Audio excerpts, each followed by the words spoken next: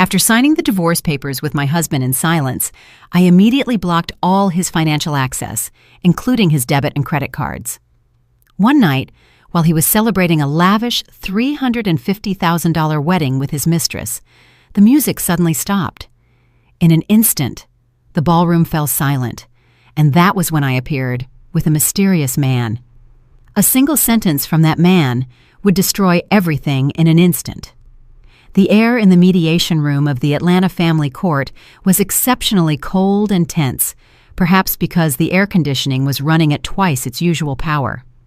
On one side of the long, polished mahogany table sat a man dressed in a bespoke suit, radiating an air of unearned confidence. That was Thayer. A victorious expression sat on his face, one he didn't even bother to hide. Leaning back in the plush leather chair, he looked with utter disdain at the woman sitting across from him. That woman was Lysandra, his wife, or rather, his soon-to-be ex-wife. Lysandra sat in silence, her hands neatly crossed over her knees on top of her simple, tailored dress. Her style, understated but undeniably high-end, framed an expressionless face. There were no tears, no flashes of anger, only a deep-seated calm that made it impossible for anyone to guess what she was thinking. Thayer's lawyer slid a thick stack of documents toward Lysandra. The sound of the paper scraping against the wood echoed unnaturally loud in the quiet room. Thayer, with a sarcastic smirk, began to speak, intentionally raising his voice so that everyone in the room could hear just how powerful he thought he was. He told her that deciding to divorce him was the greatest mistake of her life. He went on to say that she wouldn't survive in a city like Atlanta without him. He described her as a simple housewife who had lived a comfortable life only because of his hard work as the CEO of the company. According to Thayer, Lysandra had no skills other than spending the money he earned. The words, filled with insults and overflowing arrogance, poured out of his mouth without restraint. Lysandra didn't interrupt him. She let him empty everything he had on his mind.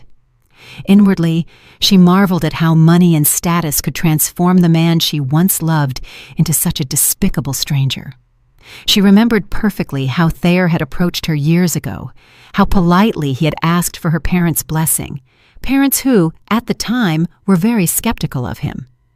But now, Thayer acted as if the entire world was at his feet. Lysandra's lawyer tried to stop the torrent of words coming from Thayer, but she held him back with a gentle wave of her hand. She wanted to hear it all. She wanted to burn this moment into her memory as a powerful reason never to look back. When Thayer finished his triumphant speech, he slid his expensive gold fountain pen toward her, challenging her to sign the papers if she truly had the courage to live a difficult life.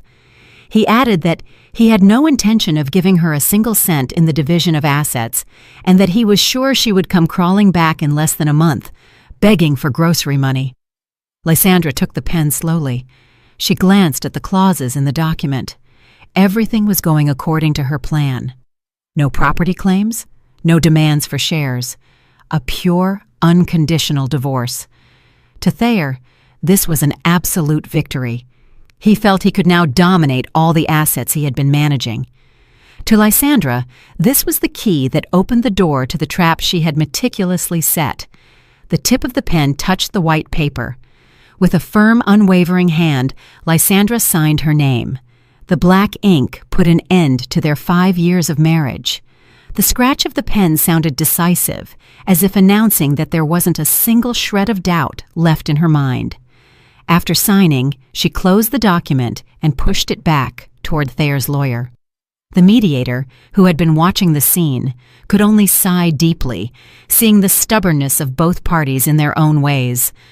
Thayer grabbed the papers immediately, verified the signature with a wide grin, and let out a short laugh.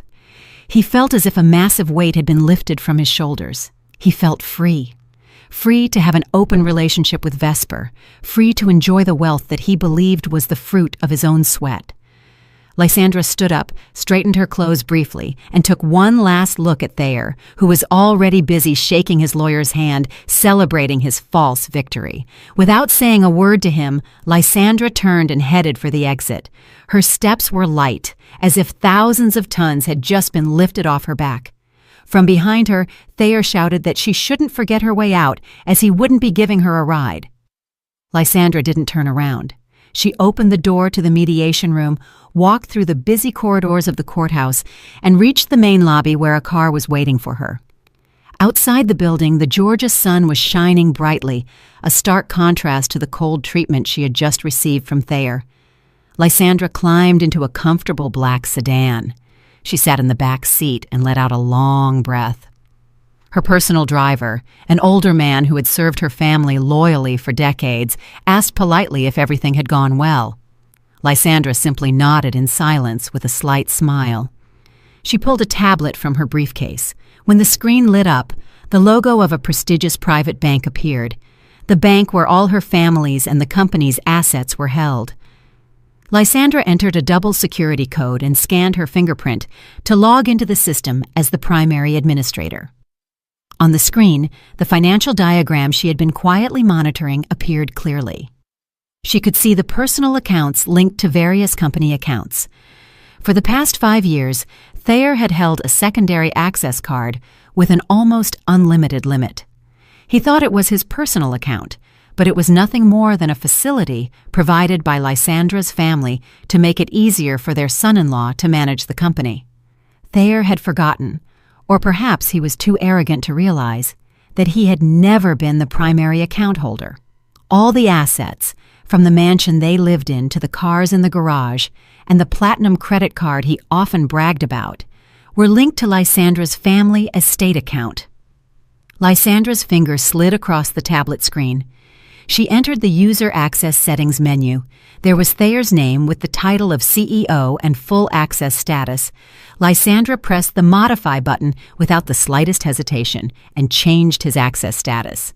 She selected the options to block all additional credit cards, freeze cash withdrawal access, and delink the digital token for company transfers. The system asked for a final confirmation with a warning that this action would paralyze all financial activity for the user. Lysandra firmly pressed the confirmation button.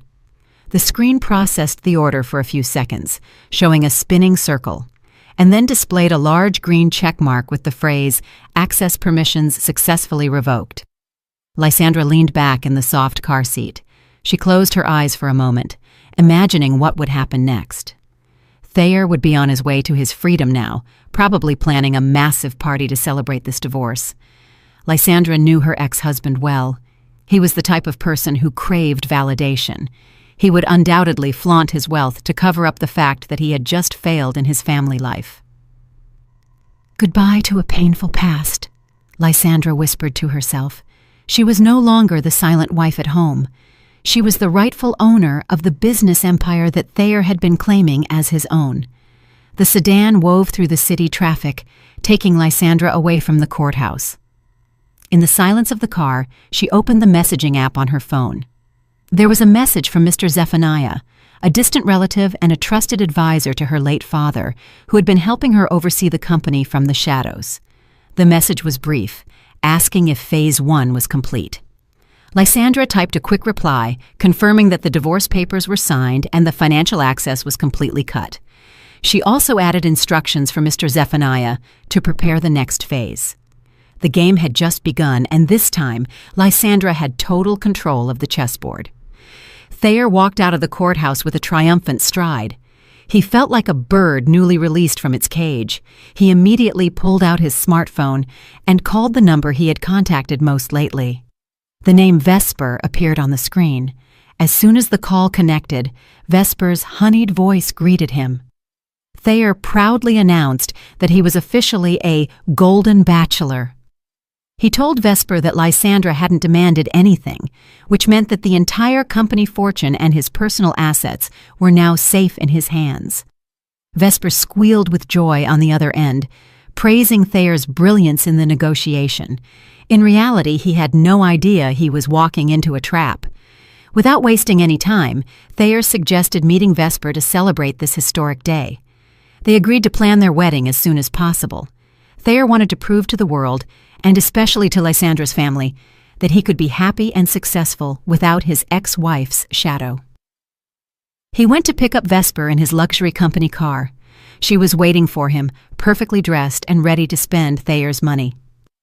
Their destination that day was the most prestigious five-star hotel in downtown Atlanta, a place frequented by moguls and high-ranking officials for their luxury weddings.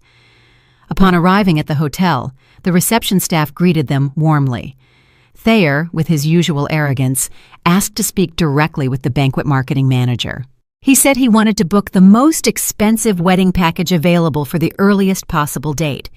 The hotel manager, a professional-looking middle-aged man, received them in his elegant office. He presented a catalog of high-end wedding packages. Vesper's eyes sparkled instantly when she saw photos of decorations filled with imported flowers and crystal chandeliers. Without hesitation, she pointed to the royal wedding package with a price tag of $350,000. And that was just for the space rental and basic catering, not including the additional decorations she wanted. Thayer, wanting to impress his future wife, accepted Vesper's choice without haggling. He even made special requests for a premium menu and first-class service. The hotel manager smiled broadly as he calculated the total cost. He explained that to confirm the date and begin the urgent preparations, a minimum deposit of 50% was required, though full payment in advance was better to ensure priority. With a nonchalant air, Thayer pulled out his leather wallet and extracted the black credit card that was the symbol of his social status. He dropped it onto the marble table with a confident clack. The hotel manager took the card politely and inserted it into the terminal on his desk. Thayer smiled at Vesper, imagining how grand their party would be. But that smile slowly faded when the hotel manager frowned. The terminal emitted a long beep and spat out a small receipt with the word "declined." The manager tried to run the card again, thinking there might be an issue with the magnetic strip or an unstable internet connection, but the result was the same. The terminal rejected the transaction. Thayer began to feel uncomfortable. He laughed awkwardly, saying that perhaps he had used the card too frequently and the chip was dirty or damaged. He pulled another credit card from his wallet, this time a platinum card from a different bank. He handed it to the manager, slightly nervous but trying to appear calm. The manager tried to process the transaction again. The seconds spent waiting for approval felt like hours to Thayer, and once again, the terminal rejected it. Thayer's face began to turn red with embarrassment. Vesper looked at him strangely.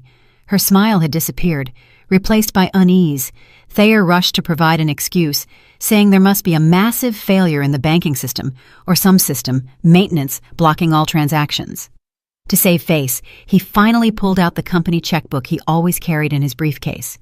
He knew that using company money directly for personal purposes carried a small risk, but as the CEO, he figured he could fix it later with the finance team. With a slightly trembling hand, he wrote a check for $350,000 and signed it. He handed it to the hotel manager, saying in a firm tone that this check would surely clear since it was from a major corporation's account. The hotel manager took the check, examined it for a moment, and nodded. He said he would process it immediately with the payment department, but since Thayer was a VIP client, the venue reservation could be considered confirmed for now. Thayer breathed a sigh of relief. He had overcome a small crisis. After the hotel, Vesper dragged Thayer directly to jewelry stores and bridal boutiques. Her desire for shopping was insatiable. She chose a massive diamond ring and a gown by a famous designer. When trying to pay for the ring, a transaction that cost far less than the venue rental, Thayer tried to use his personal debit card, but again, the transaction failed. The clerk at the boutique looked at him with pity. Thayer truly started to panic. He tried to open the mobile banking app on his phone to make a transfer, but the app was inaccessible, showing a notification. "Your account has been temporarily frozen. Please contact your branch." A cold sweat began to run down his temples. He made an excuse to Vesper, saying his phone must have a virus or had been hacked, causing an error in the bank app for security reasons. Vesper began to show irritation and suspicion. But Thayer managed to convince her with sweet promises that tomorrow morning, after resolving all these technical issues at the bank, he would let her buy whatever she wanted. Today, Thayer had no choice but to take Vesper home empty-handed, except for the promise of the lavish party they had just booked. In the car, Thayer called his mother, hoping he could borrow some temporary cash. But his hopes were shattered by his mother's angry voice on the other end. She had already heard about Thayer and Lysandra's divorce from other relatives. Thayer's mother scolded him harshly for divorcing Lysandra, whom she had always considered a good daughter-in-law from a prestigious family. She refused to lend him money and told Thayer to solve his own problems like an adult. Frustrated, Thayer threw his phone onto the car seat. He felt as if the world was conspiring against him that day.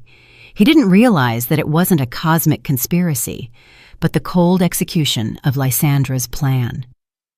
Meanwhile, back in the hotel manager's office, the man made a call after Thayer and Vesper left. With a respectful tone, he spoke.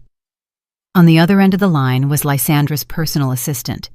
The hotel manager reported that Thayer had just given a company check to pay for the party. Lysandra's assistant gave specific instructions.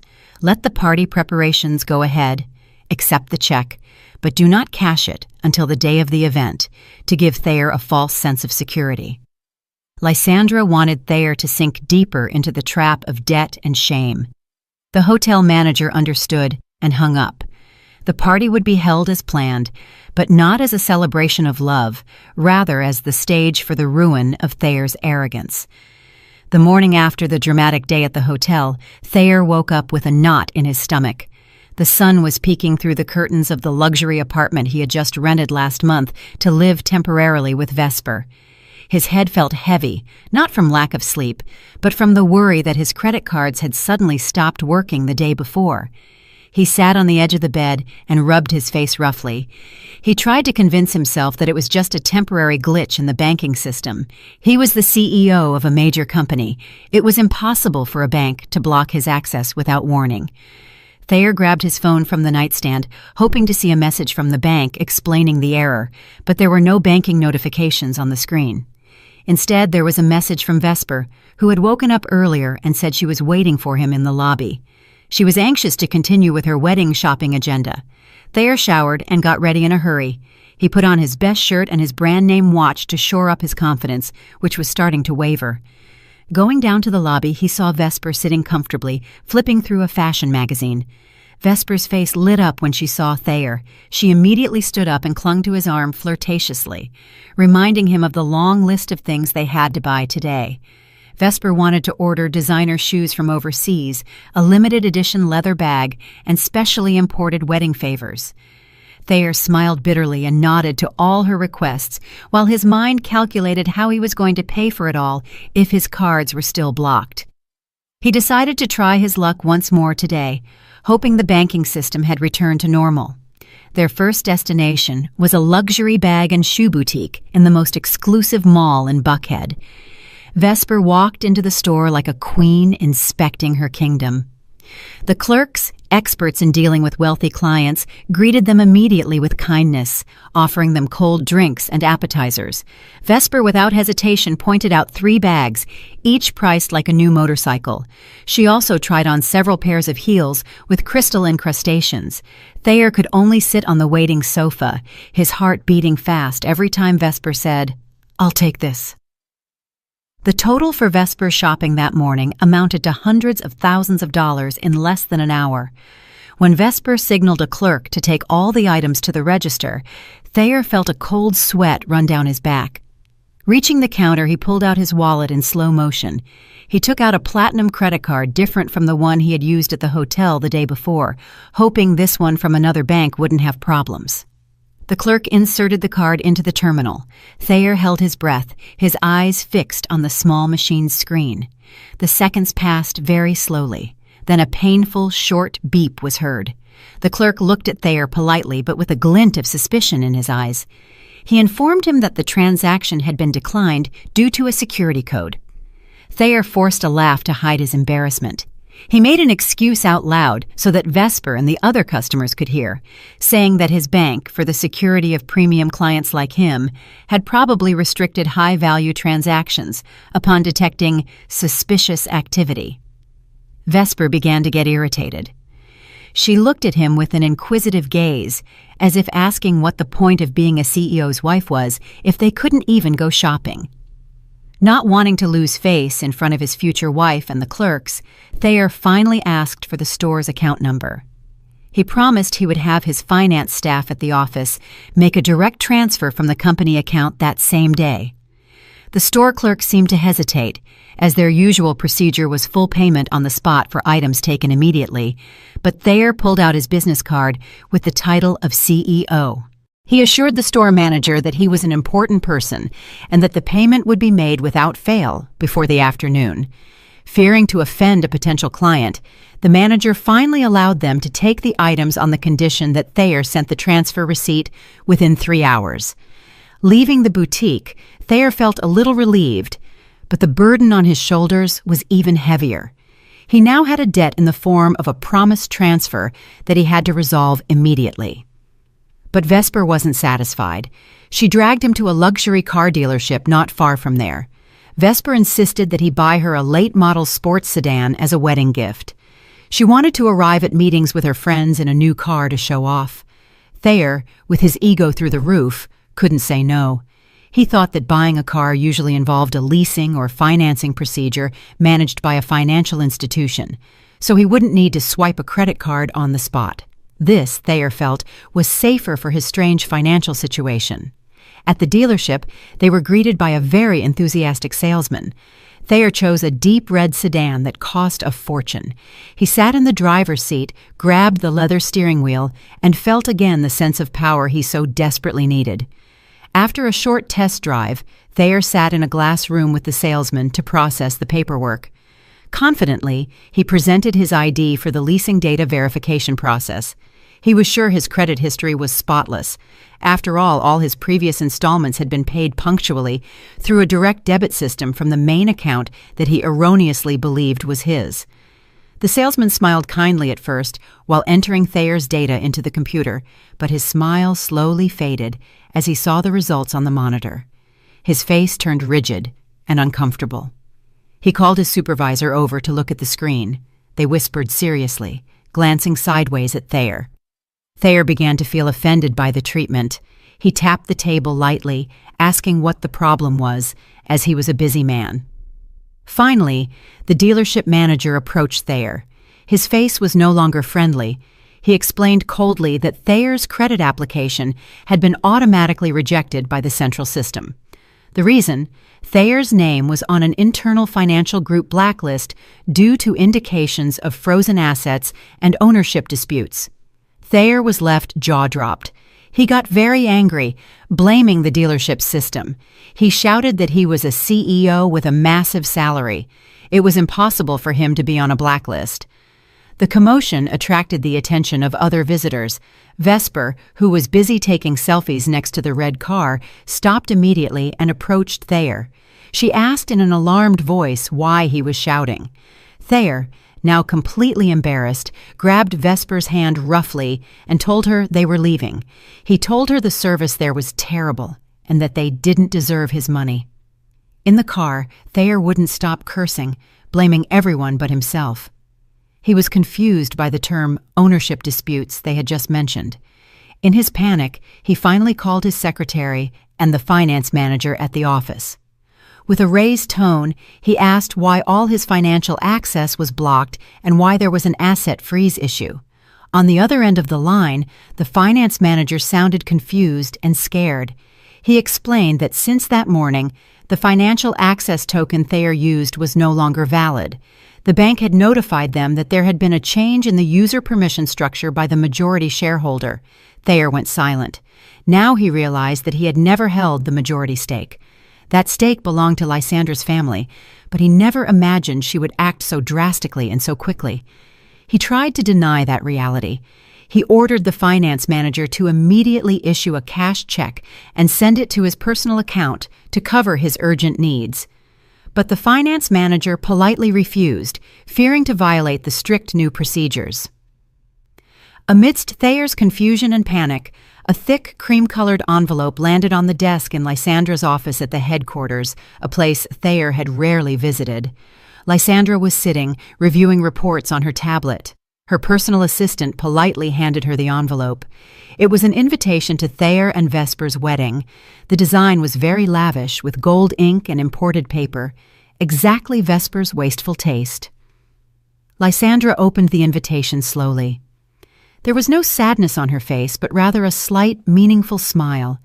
Inside was the date and location of the party, which would be held in 2 days. Lysandra took a pen and wrote a single word on the RSVP card: attending. Then she handed the card to her assistant to send back to Thayer's address. Lysandra knew her attendance wouldn't be as a guest, but as the executor who would put an end to this long farce. The day Thayer and Vesper had been waiting for finally arrived. The wedding day, planned with excessive extravagance to prove their social status, now felt like a ticking time bomb for Thayer.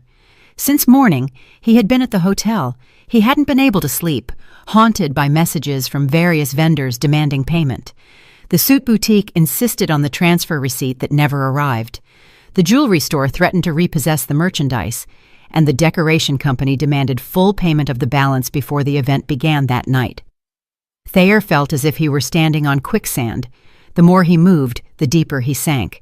He kept lying to everyone, saying the money was in the process of banking clearance and would arrive that very afternoon. Meanwhile, the atmosphere in the hotel's ballroom was a hive of activity. Staff were installing thousands of fresh flowers brought in from out of state. A magnificent crystal chandelier was already in place, reflecting a dazzling golden light. A thick red carpet stretched from the entrance to the altar, designed like a fairy tale palace. Vesper seemed very happy. She was busy giving orders to the staff, asking them to change the flowers in one corner or dim the lights in another. She had no idea of the storm brewing in her future husband's mind. For Vesper, today was the day of her total victory over Lysandra. She would become the rightful wife of a CEO and live a life of opulence. She even imagined the envious faces of her friends when they saw the luxury of the party. Thayer had hidden in one of the hotel rooms rented for the bride's preparations. He paced nervously back and forth. He called his mother again, hoping the old woman had changed her mind and would lend him her retirement savings to plug this hole. But the call went unanswered. Thayer slumped onto a sofa. He looked at the ceiling of the room, wondering how everything had gone wrong so fast. He remembered Lysandra's face in the courthouse, calm, expressionless. Suddenly, a sinister premonition overcame him. Had Lysandra planned something? But Thayer quickly dismissed the idea. To him, Lysandra was too weak and naive to do something so cruel. He convinced himself that this was purely a technical bank problem, and that tomorrow everything would return to normal. All he had to do was hold out tonight with his head held high. In another much quieter place, Lysandra was getting ready. She was at a private family estate, cozy and silent. No panic, no fuss. Lysandra was sitting in front of an antique teak vanity. A trusted family makeup artist was applying makeup that gave her a natural but strong look. Lysandra didn't want to look exaggerated. She didn't want to compete with the bride in gaudiness. She wanted to appear as herself, dignified, elegant, and unreachable. Lysandra chose a long silk dress of an intense black color, matching a satin scarf of the same color, fastened with a diamond brooch that had been an heirloom from her grandmother. Her appearance radiated a mixture of mourning and imposing power. After getting ready, Lysandra walked toward the living room, where Mr. Zephaniah was waiting for her. The middle-aged man wore an impeccable suit. Mr. Zephaniah looked at Lysandra with a mixture of admiration and concern. He knew how much the betrayal had hurt Lysandra for years, and he also knew how heavy the step she would take that night would be. In a grave voice, Mr. Zephaniah asked if Lysandra was sure she wanted to do this in public. He offered her other options, like letting the lawyers and the police handle Thayer without her having to attend the party. Mr. Zephaniah feared that Lysandra would be hurt seeing her ex-husband at the altar with another woman. Lysandra smiled slightly and shook her head in silence. She adjusted her cuffs and said in a very calm tone that the pain in her heart had healed a long time ago, that going there wasn't to lament her fate, but to ensure that justice was served by her own hands. Lysandra wanted to see the moment Thayer's mask crumbled. She wanted him to know that the woman he had underestimated all this time was the same one who could destroy him in an instant.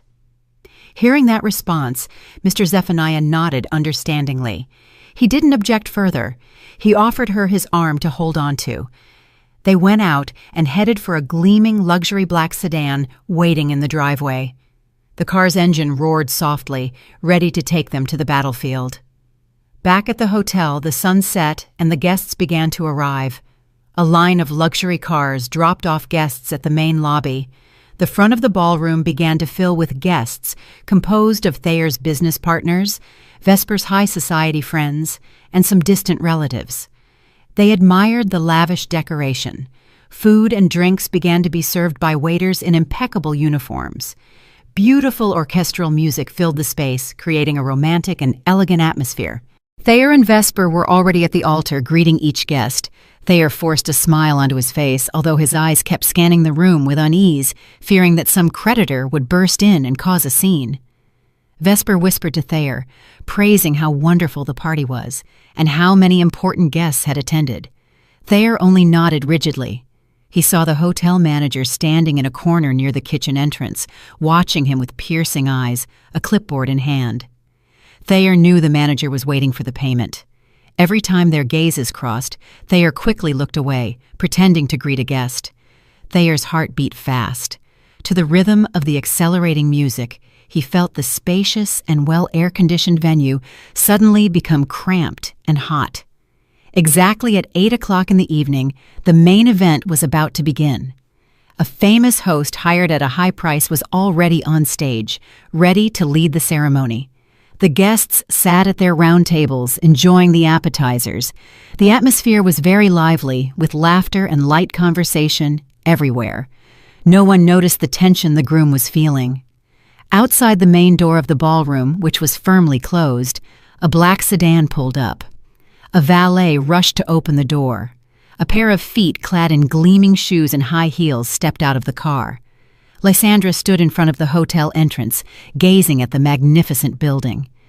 Beside her, Mr. Zephaniah adjusted his suit. They looked at each other for a moment and nodded. Lysandra moved forward with a firm step. It wasn't the arrival of a late guest. It was the beginning of the end for Thayer. The heavy, large doors of the ballroom were the only barrier between the fake party being held inside and the painful truth that was about to burst in. The wedding party inside the hotel ballroom had reached the height of its splendor. The sound of silver against expensive porcelain plates mingled, creating a background rhythm for the guests' conversations.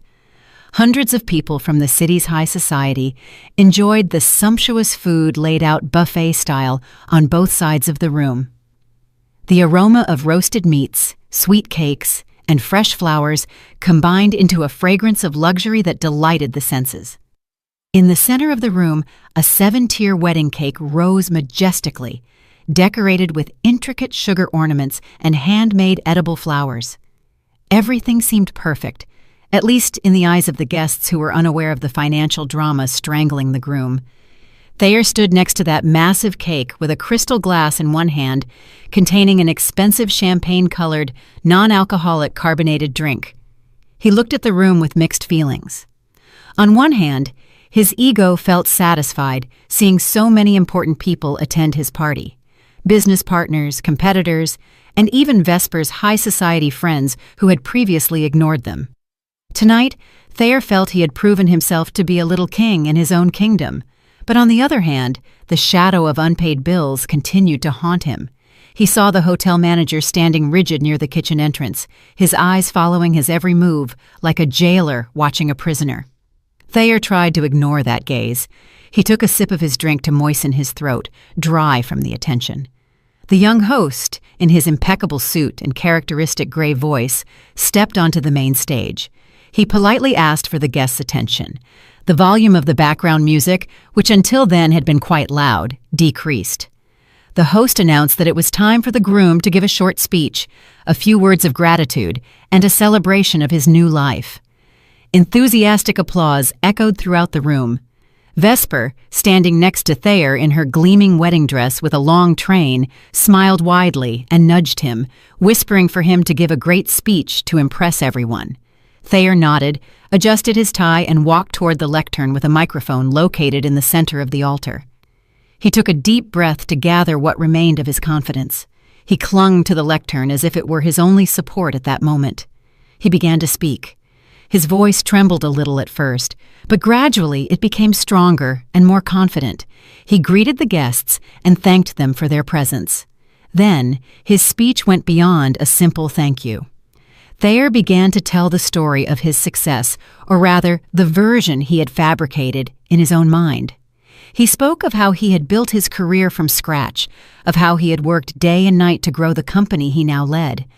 He described himself as a tenacious visionary who had conquered the tough world of business without anyone's help. The guests listened attentively. Some business partners who knew the company's history whispered quietly, doubting Thayer's claims, but they still applauded politely. Thayer, emboldened by the audience's reaction, moved on to a more personal topic. Without directly mentioning Lysandra's name, he began to drop hints about his past. He said that for years he had been held back by a domestic environment that didn't support his ambitions. He described his ex-wife as a rigid figure, without vision, unable to keep up with his lifestyle and progressive thinking. Thayer said he needed a partner who was an engine, not a drag. He said that living with someone who wasn't on his level, either in mindset or appearance, was torture for a successful man like him. Vesper, standing behind him, smiled triumphantly. She felt flattered, thinking all those implicit praises were directed at her. Thayer turned to Vesper and held out his hand. She stepped forward and took it. Thayer continued his speech, praising Vesper to the skies. He described her as a modern, intelligent, beautiful woman who understood the needs of a business leader. "Tonight," Thayer exclaimed into the microphone, "is proof that I have found my soulmate, a woman who deserves to be by my side at the peak of success." He ended his speech by asking all the guests to raise their glasses and toast to a bright future with Vesper and the business empire they would build together. "To a future without limits, to freedom and true success," Thayer shouted, his face flushed with euphoria. The guests raised their glasses in unison and cheered. Thayer felt on top of the world. For a moment, he forgot the rejected credit cards and the threats from the finance company. He felt invincible. But just as the cheers died down and Thayer was preparing to step off the stage to cut the cake, something strange happened.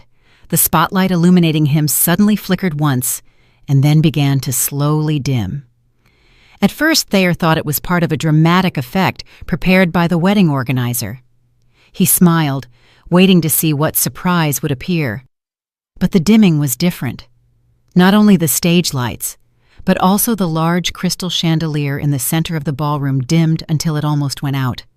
The space, previously bright, turned gloomy, creating an atmosphere of confusion. The orchestral music, which was flowing beautifully, suddenly stopped. Not by the conductor's order, but because the lights in the musicians' area went out completely, preventing them from reading their scores.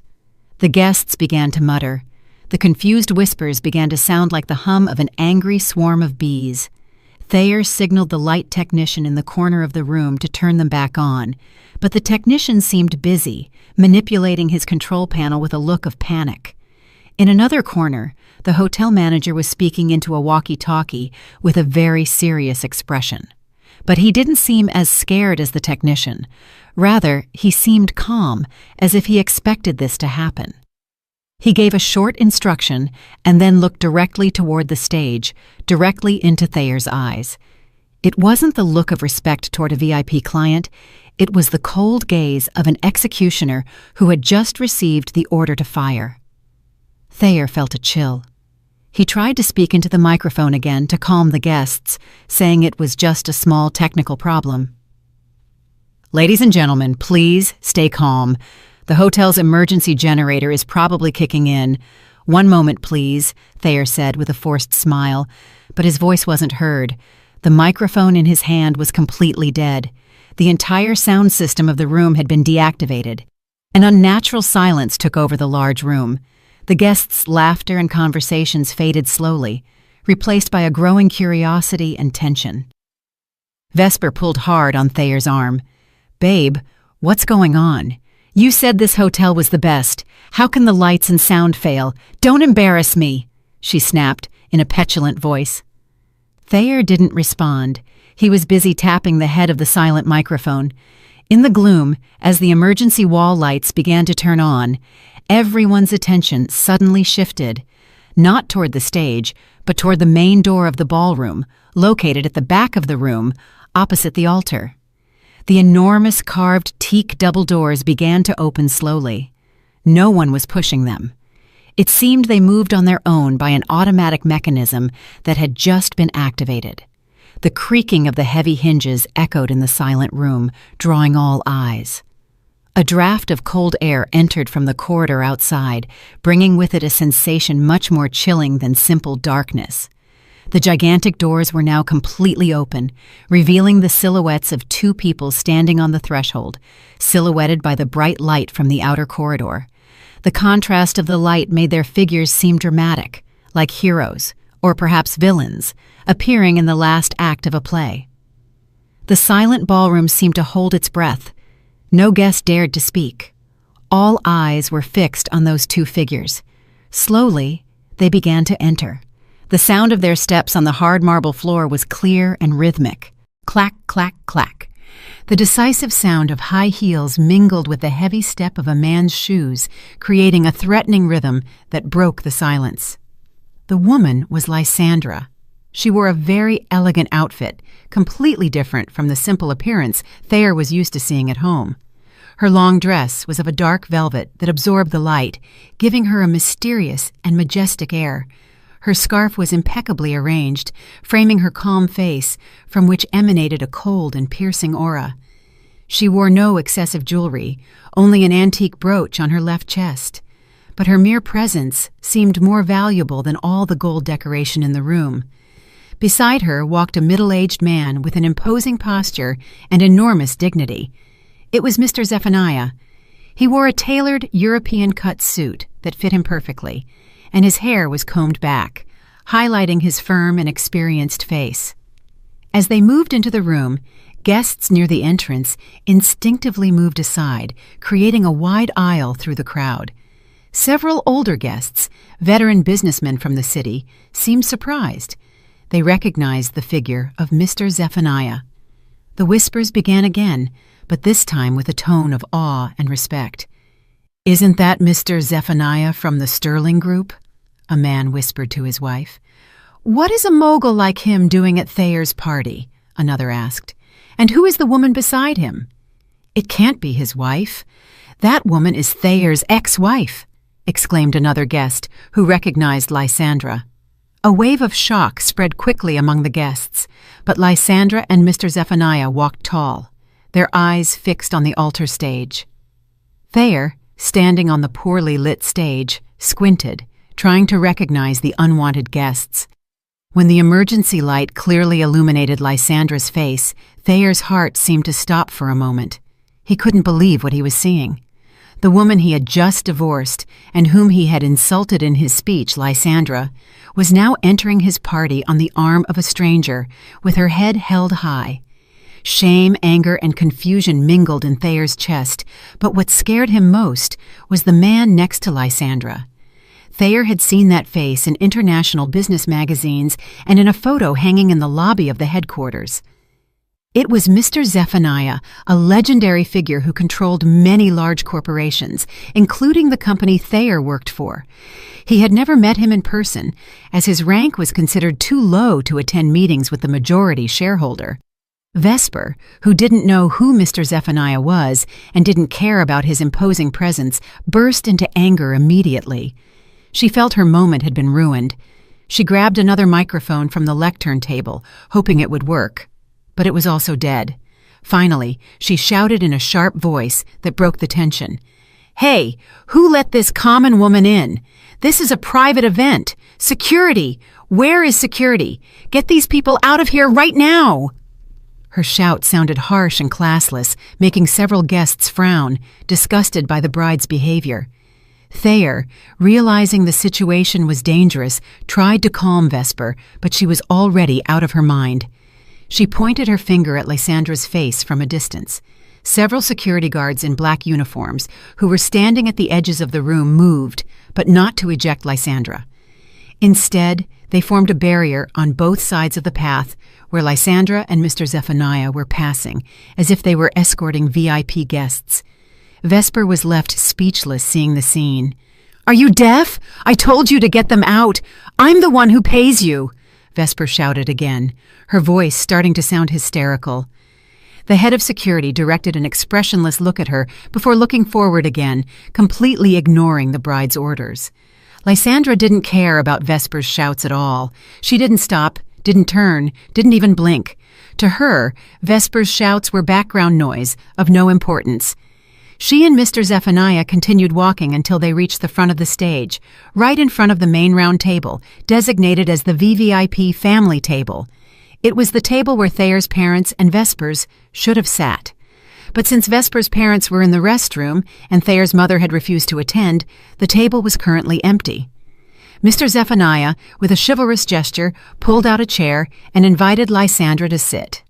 Lysandra sat elegantly, leaned back, and placed her bag on the table. Mr. Zephaniah sat beside her. As soon as they sat down, as if it were a signal, a high-ranking waiter rushed over with a tray containing 2 glasses of high-end mineral water and placed them very carefully in front of them. The waiter made a deep bow, much more respectful than the one he had given Thayer earlier. This scene made Thayer tremble even more. His knees buckled. He realized that in this hotel, the supreme power wasn't held by the one renting the venue, but by the owner of the building, and the hotel staff's gestures made it clear to whom they owed loyalty. Again, silence took over the room. No music, no clinking of plates. All the guests waited to see what would happen next. Lysandra raised her glass of water, took a sip in silence, and then looked up at Thayer on the stage. Her gaze wasn't that of a betrayed and angry wife. It was the compassionate gaze of a boss toward an employee who is about to be fired. Thayer felt naked under that gaze. He wanted to flee, but his feet seemed glued to the stage floor. Mr. Zephaniah stood up slowly. He didn't shout. He simply raised his hand slightly to give a signal. Magically, the main spotlight that was previously off turned back on, but only one light, and its beam didn't illuminate the couple, but directly Mr. Zephaniah.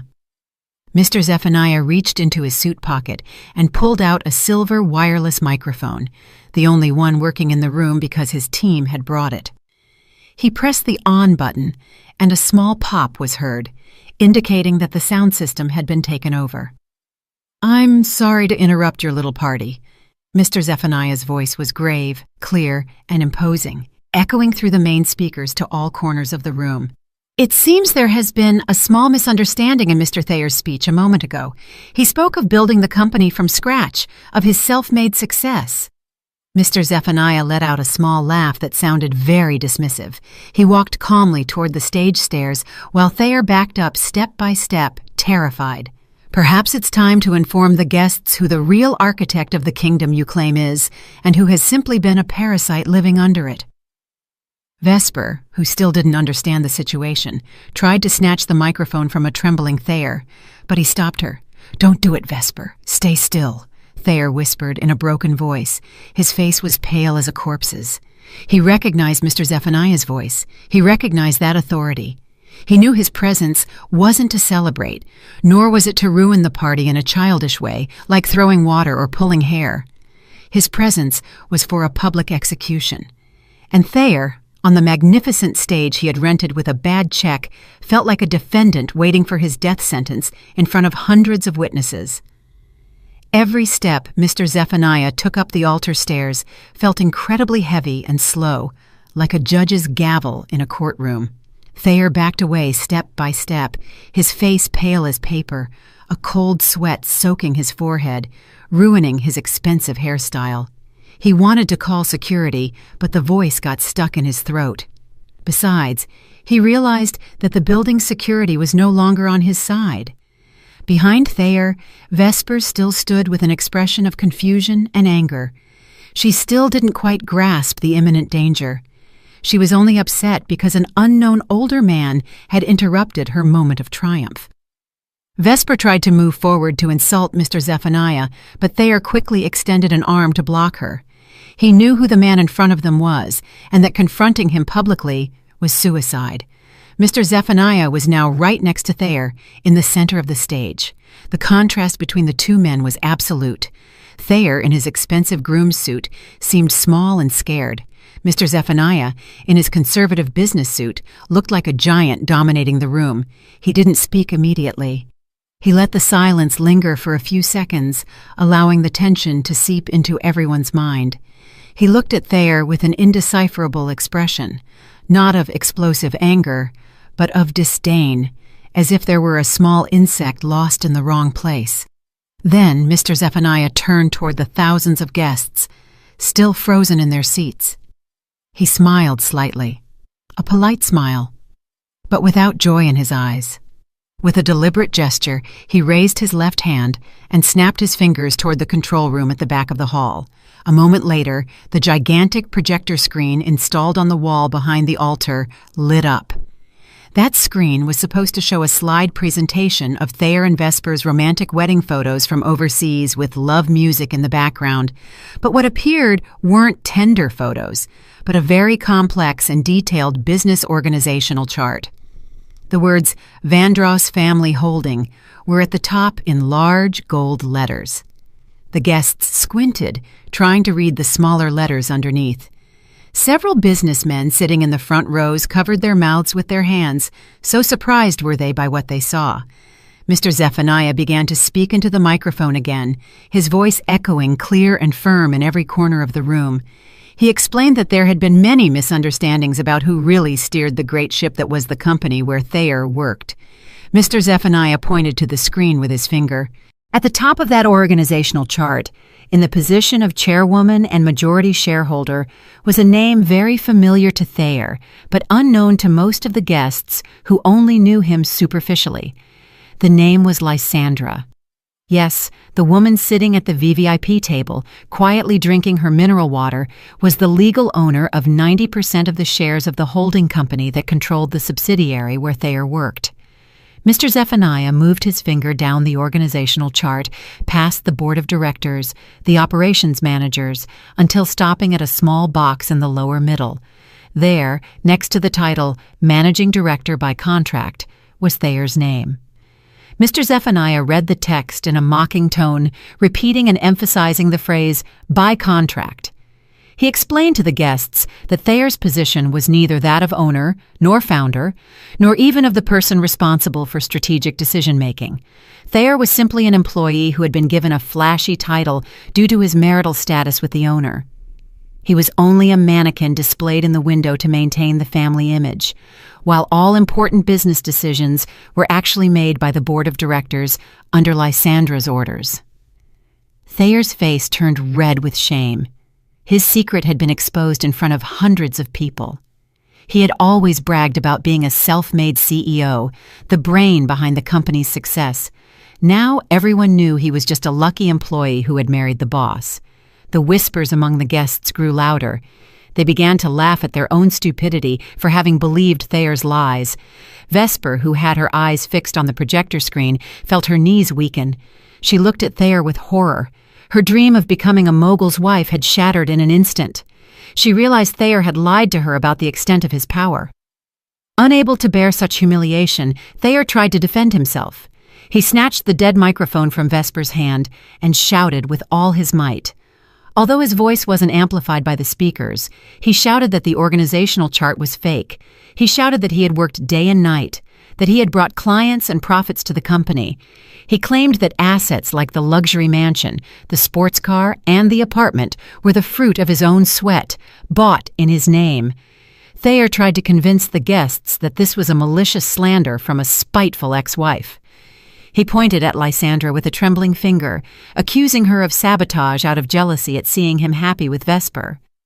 Mr. Zephaniah laughed lightly upon hearing Thayer's pathetic defense. He gave another signal to the operator. The image on the projector screen changed again. This time it showed a list of the assets Thayer had just claimed. On the screen appeared clearly the deeds to the house, the luxury car registration documents, and the apartment's title of ownership. But in the legal owner column, there wasn't a single mention of Thayer's name. All the assets were in the name of Vandross Family Trust, or in Lysandra's personal name.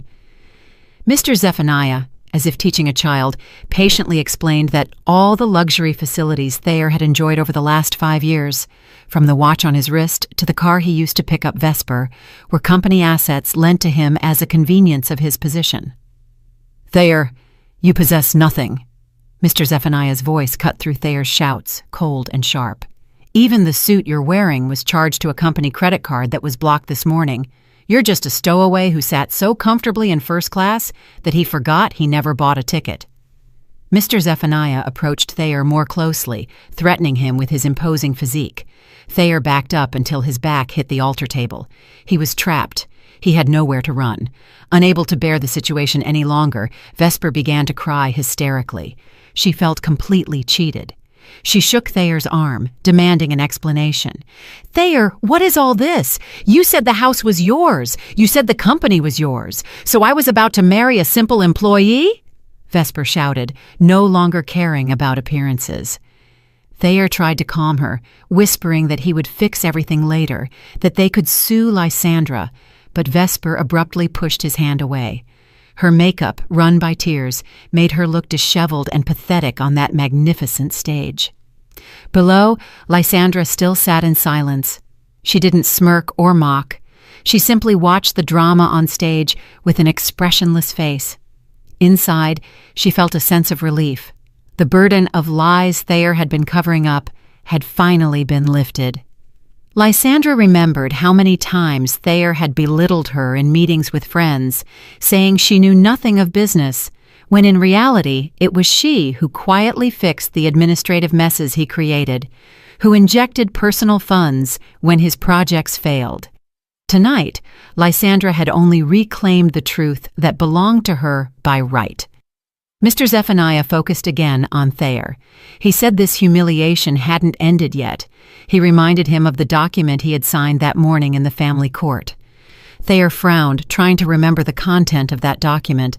He remembered signing it hurriedly, anxious to be free. He remembered his lawyer telling him it was a standard divorce agreement with no property claims. Thayer wondered what that divorce agreement had to do with this situation. Mr. Zephaniah, as if he could read his mind, pulled a navy blue folder from his suit. He held it high for everyone to see.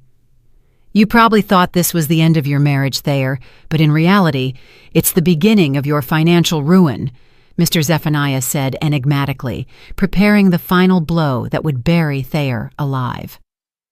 The atmosphere in the hotel ballroom changed drastically.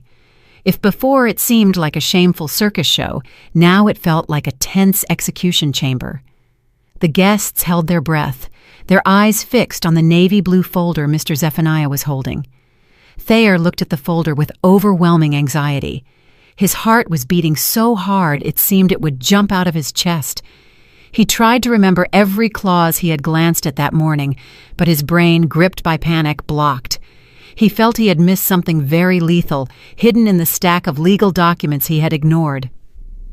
Mr. Zephaniah opened the folder with a deliberately slow movement, torturing Thayer's mind. The sound of the pages turning was amplified through the microphone, creating a dramatic and eerie effect. He pulled out a sheet of letterhead paper with Thayer's signature clearly visible in black ink, still fresh at the bottom. Mr. Zephaniah held the paper with both hands, read it in silence for a moment, and then looked directly into Thayer's eyes. His gaze was full of a legal and irrefutable certainty. Mr. Zephaniah began to explain that in the world of high-level business, every signature has consequences, and reading a contract negligently is an unpardonable sin. "Thayer," Mr. Zephaniah's voice broke the silence, "you were too arrogant in signing this document. Did you think you were casting Lysandra out of your life? Did you think you had won by waiving your rights to the division of assets?" Mr. Zephaniah shook his head slowly. A smile of insulting compassion drew on his lips. Unfortunately, didn't you read Clause 14, Paragraph 3 of the waiver of rights agreement you voluntarily signed? Thayer was left wide-eyed. What clause was that? His lawyer hadn't said anything to him about a Clause 14. Thayer looked toward the exit, hoping to see his lawyer there to defend him, but there was no sign of him. He was alone. Mr. Zephaniah brought the microphone to his mouth, preparing to deliver the sentence that would be the hammer on Thayer's life. His voice became more grave and serious. "Listen well, Thayer, and all of you who are witnesses," Mr. Zephaniah said out loud. He took a brief breath before continuing. "Your signature this morning wasn't just for a divorce. It was a consent for the activation of a full indemnification clause, which states that if the second party, meaning you, renounces their status as the spouse of the majority shareholder, all company losses incurred during your tenure and all personal expenses that used company facilities without written approval will immediately become a personal debt repayable within 24 hours. The sentence echoed, bouncing off the walls of the hall, entering Thayer's ears and exploding in his brain. He staggered backward as if he had been given a heavy slap. His legs gave out, and he collapsed onto the hard stage floor. He struggled to comprehend the words. Personal debt, all company losses. Thayer knew very well that many of his projects had failed because he had been busier playing golf and on vacation than taking care of the business. The sum of those losses could amount to millions of dollars, and the $350,000 for the cost of tonight's party? That too would be considered an unauthorized expense, as Lysandra had blocked his access before the transaction. Mr. Zephaniah hadn't finished yet. He continued his explanation with an even more pressing tone. According to the forensic audit we conducted last week, the total loss from failed projects and diversion of operating funds for your lifestyle during the last 5 years amounts to $7 million. And if we add the cost of the venue rental and tonight's catering that you charged to an already blocked company account, your total debt is $7,350,000. The figure was mentioned with such clarity that the guests were stunned. A collective gasp of surprise spread. More than $7 million. It was an enormous amount, impossible to pay for Thayer, who now had no job and no assets. And since you no longer have assets in your name, Mr. Zephaniah continued in a final tone, civil and criminal laws will be applied simultaneously. As soon as Mr. Zephaniah finished the sentence, the side doors of the ballroom burst open. This time it wasn't waiters who entered, but several men in suits with briefcases accompanied by uniformed police officers. It was the legal team from Lysandra's company. They walked quickly through the frightened guests toward the stage. The sound of the police boots sounded terrifying, signaling that this was no longer a simple domestic dispute, but a real law enforcement action. Thayer, still on the stage floor, tried to crawl back, moving away from the approaching police. His face was wet with tears and sweat. He turned toward Vesper, begging for help. "Vesper, help me! Call your father! Ask him to lend us some money!" He pleaded desperately. But Vesper's reaction was completely different from what he expected, although very predictable for others. Vesper backed away from him as if he were a plague victim. She pushed away Thayer's hand when he tried to grab her dress. "Don't touch me!" she screamed hysterically. "I don't know anything. You're a fraud. You said you were rich. I don't want to carry your debts." Vesper took off her engagement ring, threw it in Thayer's face, and tried to jump off the stage, but her path was blocked by the hotel manager and several security guards who blocked her on the stairs. The hotel manager was holding a long bill. "Excuse me, Miss Vesper," the manager said firmly, but still politely. "According to the reservation contract, your name appears as the secondary responsible party. If the primary party cannot pay, you cannot leave this place until this bill of $350,000 is settled.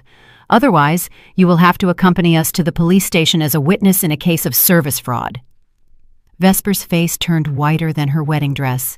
She screamed, cried, and begged to be let go, but the security guards continued to block her way. Meanwhile, 2 police officers were already next to Thayer. An officer read the arrest warrant. Thayer was accused of embezzlement of company funds in his position and attempted fraud using a bad check. The officer took Thayer's limp hands, forced him up, and then placed cold metal handcuffs on both wrists. The click of the handcuffs echoed very loudly in Thayer's ears, the sound of the end of his freedom. Thayer wailed. His pride was shattered. He looked toward the VIP table, seeking Lysandra's figure. He saw his ex-wife standing up slowly, adjusting her scarf that the air conditioning had slightly moved. Thayer screamed Lysandra's name. "Lysandra, please help me! I was wrong! I was crazy! Lysandra, don't do this to me! We loved each other!" His screams sounded pathetic, full of a late regret. But Lysandra didn't flinch. Her face remained calm, as if she were watching a stranger. She showed no sign of helping. She had given him too many opportunities in the last 5 years, and he had always wasted them. This was the karma Thayer had sown for himself. And now it was time to reap the storm. Lysandra made a slight bow to Mr. Zephaniah in a sign of respect. Then she turned her back to the stage, signaling that the show was over, and that she had no interest in seeing the next act. The police began to lead Thayer off the stage. The guests immediately pulled out their phones to record the shameful scene. Camera flashes burst in Thayer's swollen face and in Vesper's hysterical face. The next morning, both their faces would surely be on the front pages of the tabloids and viral on social media with embarrassing headlines. Thayer tried to hide his face by ducking his head, but it was useless. In the midst of the chaos, Mr. Zephaniah's phrase about the full indemnification clause kept echoing in his head like a curse, a phrase that had turned an arrogant director into a prisoner with a debt of millions of dollars. In a single night, he had fallen from the top of a skyscraper he had built on foundations of sand, and the impact against the ground was very painful. The chaos in the hotel ballroom reached a climax that no one could have imagined. The space, which should have been filled with happy laughter and romance, had been transformed into the scene of a loud and shameful incident. Sirens could be heard faintly from outside the hotel lobby, adding more tension to the already suffocating atmosphere. On the stage, Thayer was still struggling in the hands of 2 robust police officers. He screamed, cried, and pleaded in a stark contrast to the arrogant figure who had delivered a speech with confidence just minutes ago. His expensive groom suit was now wrinkled, his tie crooked, and his face was wet with a mixture of tears and sweat.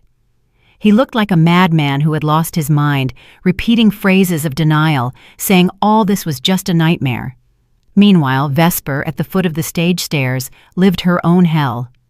She was surrounded by the hotel manager and several representatives of vendors who had appeared out of nowhere. Apparently, the news of Thayer's arrest and the freeze on his assets had spread very quickly among the hotel staff and their partners. The head of catering, the florist, and even the sound system rental company, which hadn't yet received full payment, now surrounded Vesper, demanding immediate payment. Vesper screamed hysterically. The hem of her long wedding dress was stepped on by the shoes of the people surrounding her. Her thick makeup had run, and the black mascara ran down her cheeks in horrible black stripes, like a ghost's tears. She tried to point at Thayer, shouting that she knew nothing about the money, but the creditors didn't care. Vesper's name was on the contract as a guarantor, and the law isn't interested in crocodile tears. In the midst of the chaos, Lysandra stood up slowly from her chair. Her movements were calm and calculated, as if she were in a different temporal dimension from the chaos surrounding her. Mr. Zephaniah stood by her side, offering protection in case of any possible violence, but Lysandra slightly raised her right hand, indicating she could handle it. She smoothed the folds of her black velvet dress, adjusted the position of the brooch on her chest, and began to walk toward the stage. Her steps were slow but firm.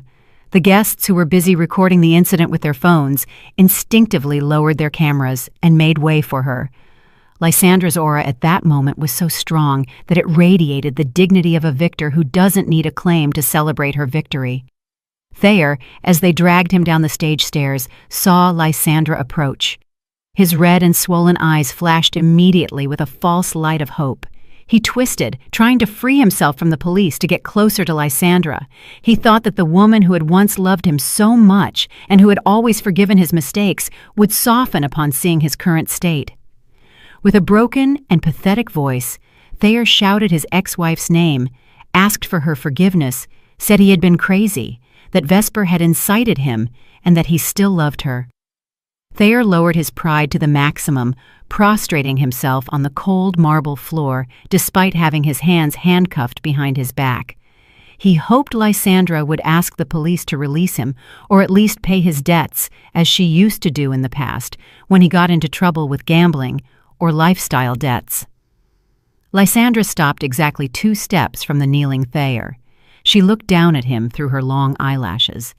There was no anger on her face, only an empty and cold gaze, as if she were seeing a stranger she had never met before. Lysandra remembered all the insults Thayer had directed at her during their 5 years of marriage. She remembered how he had called her boring, how he had skillfully hidden his infidelities, and how he had subtly marginalized her in the company's social circles. All the bitter memories flashed through her mind, but strangely, they no longer hurt. She only felt pity. Pity for how small the soul of the man in front of her was. "Lysandra, please pay this debt. I promise I'll pay you back later. I promise I'll change. Don't let the police take me." Thayer pleaded with saliva and snot mixed in a sight repulsive to anyone who saw him. The police officers holding him looked at Lysandra, waiting for her reaction. Would there be an intervention, or would a new drama unfold? Lysandra sighed briefly and then spoke.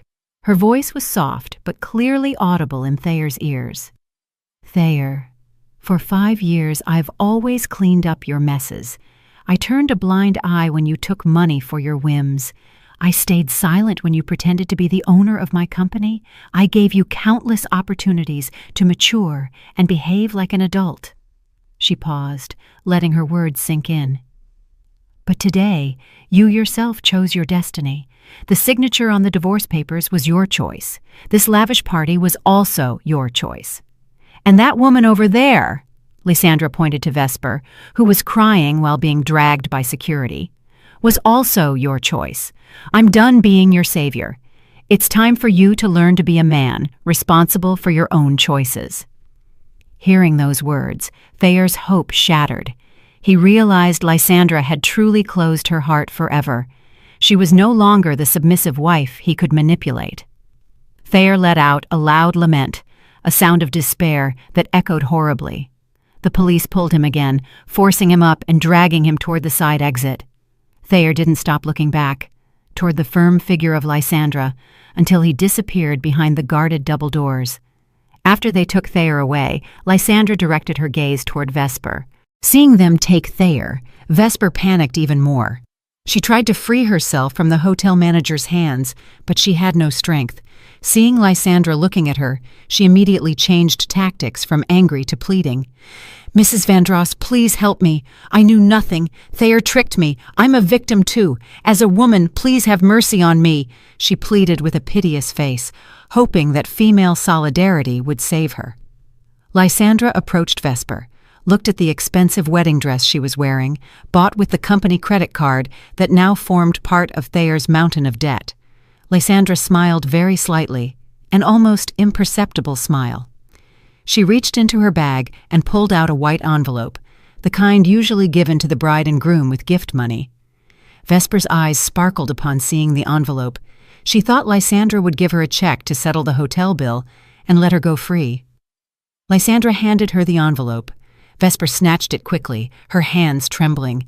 Impatiently she opened it, but her face paled instantly upon seeing the contents. The envelope was empty.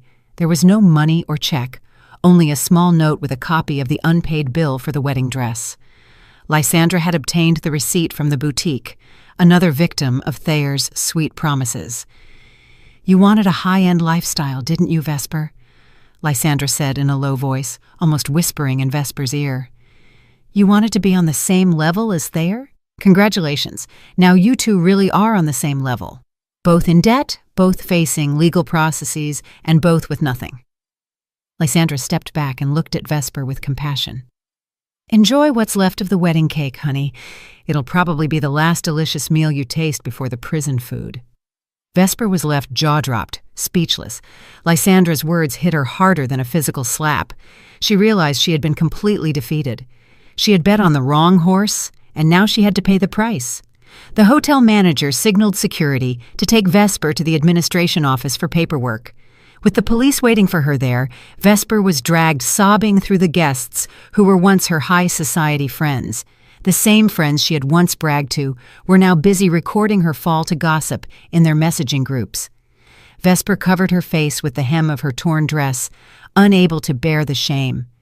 The ballroom began to empty slowly of the main drama. Only the guests remained, still frozen in their seats, shocked by the real spectacle they had just witnessed. Lysandra turned and approached Mr. Zephaniah again, who was waiting for her with a smile of pride. There were no victory cheers or celebration party. Lysandra only felt tired, but a tiredness of relief. She took her bag and walked with Mr. Zephaniah toward the main exit. The guests in her path bowed their heads in sign of respect, this time not out of formality, but out of genuine awe. Lysandra walked down that red carpet, not as a bride, but as a queen who had just cleaned her palace of trash. She didn't look back again, leaving behind the remains of a $350,000 party that was now only a horrible memory for a pair of indebted traitors. A month after that tumultuous wedding night, the news of the lavish party that ended with handcuffs remained a hot topic in various media and digital platforms. The faces of Thayer and Vesper vividly adorned the front pages of the tabloids and business magazines, but with a very different narrative from the one they had dreamed of. Thayer became the symbol of the fall of a young, corrupt, and greedy executive, while Vesper became the real-life example of a fatal, hedonistic lifestyle. In-depth investigative reports revealed how Thayer had embezzled company funds for years to finance his luxurious lifestyle and his infidelities. The total loss revealed by the audit was a fantastic figure that shocked the public. Behind the bars of the city's correctional center, Thayer sat meditating in a corner of his small and suffocating cell. He no longer wore expensive suits or brand-name watches. His body was now covered by a worn orange prisoner's jumpsuit. His hair, once always impeccably styled with gel, was now disheveled and starting to grow out. His face had become gaunt, and his eyes were sunken, surrounded by dark circles from lack of sleep. Every night regret tormented him. He had lost everything: his position, his reputation, his wealth, and the woman who had truly loved him. His mother visited him once, but only to scold him and tell him that the entire family was ashamed of his actions. There was no defense or help from a competent lawyer because he had no money. Thayer was completely alone, carrying a debt of millions of dollars that he didn't know how he would pay in his entire life. Vesper's fate was no less miserable, although she wasn't detained as long as Thayer, as her role was considered a passive participation in the embezzlement. Vesper faced a civil lawsuit that left her completely bankrupt. All the luxury items she had received from Thayer, bags, shoes, jewelry, even the car that wasn't yet paid for, were confiscated by the authorities and the finance company as evidence and seized assets. Vesper was evicted from her rental apartment for not paying the rent. Her high society friends distanced themselves, blocked her number, and socially repudiated her. Now Vesper lives in a tiny room on the outskirts of Atlanta, working a low-level job in a small online shop, pursued by the party's creditors, who continue to demand full payment for the catering. The beauty and luxury she once adored had disappeared without a trace, eclipsed by the shadow of debt and shame. Meanwhile, in a green area far from the city noise, a very different atmosphere was developing. A large building of warm but modern architecture rose majestically. On the plaque by the main door, it read, "The Vandross Foundation Children's Home." On the green lawn, orphaned children ran and played happily, dressed in clean and decent school uniforms. From the building's terrace, Lysandra watched them with a sincere smile on her lips. Her face seemed much more alive and radiant than a month before. The heavy weight that had oppressed her heart had completely disappeared. She wore an elegant business outfit that combined professionalism and simplicity. Mr. Zephaniah came out of the building's main door with a folder of monthly reports. He approached Lysandra and handed it to her. "This month's financial report, Madam Chairwoman. After the management restructuring and the removal of the company pests, our profits have increased by 30%. Investors are trusting the Vandross Group again. Mr. Zephaniah said with a smile of satisfaction. He was proud to see his niece taking total control with wisdom. Lysandra took the folder, glanced at it for a moment, and nodded with joy. Managing the company wasn't as terrifying as Thayer had made her believe. With honesty and the right team, everything went smoothly. Thank you, Mr. Zephaniah.